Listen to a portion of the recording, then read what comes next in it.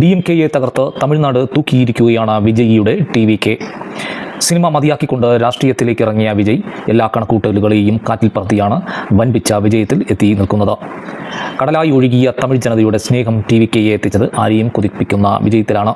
ഈ നിമിഷത്തിലും ഇതിനോട് ചേർത്തുകൊണ്ട് വിജയ് അഭിനയിച്ച സിനിമകളിലെ ചില ചിത്രങ്ങളും രാഷ്ട്രീയ പരാമർശങ്ങളും എല്ലാമാണ് ആരാധകർ ചർച്ചയാക്കുന്നത്. 2026 വിജയ് തമിഴ്നാടിൻ്റെ മുഖ്യമന്ത്രിയാകുമെന്ന സൂചനകൾ അദ്ദേഹത്തിൻ്റെ സിനിമകളിൽ തന്നിരുന്നു. അതിനോട് യോജിക്കുന്ന ഒരു രംഗവും സമൂഹ മാധ്യമങ്ങളിൽ വൈറലാവുകയാണ്. 2024 വെങ്കട്ട് പ്രഭുവിൻ്റെ സംവിധാനത്തിൽ പുറത്തിറങ്ങിയ ദ ഗോട്ട് എന്ന ചിത്രത്തിലെ രംഗമാണ് ഈ ചർച്ചകൾക്ക് പിന്നിൽ. ഇതിൽ വിജയ് വരുന്ന ഒരു സീനിൽ ഒരു മാരുതി ഫ്രോങ്സിൻ്റെ നമ്പർ പ്ലേറ്റ് ആയിരുന്നു. അതിൽ ഇങ്ങനെയാണ് എഴുതിയിരുന്നത്: TN07 CM 2026. ഇതിലെ CM 2026 എന്നത് പലരും ശ്രദ്ധിച്ചിരുന്നു അത്രേ. ഇതൊന്നും യാദൃച്ഛികമല്ലെന്നും ഈ വിജയം നേരത്തെ പ്ലാൻ ചെയ്തിരുന്നു എന്നുമാണ് സോഷ്യൽ മീഡിയയുടെ കണ്ടുപിടുത്തം. സിനിമയുടെ ഈ സീൻ യാഥാർത്ഥ്യമാക്കി എന്ന് പറഞ്ഞുകൊണ്ട് ഇത് ആഘോഷമാക്കിയിരിക്കുകയാണ് ആരാധകർ. നിരവധി ആരാധകരാണ് ഈ ഇലക്ഷനുമായി ചേർത്തുകൊണ്ട് കമൻറ്റുകളുമായി എത്തുന്നത്.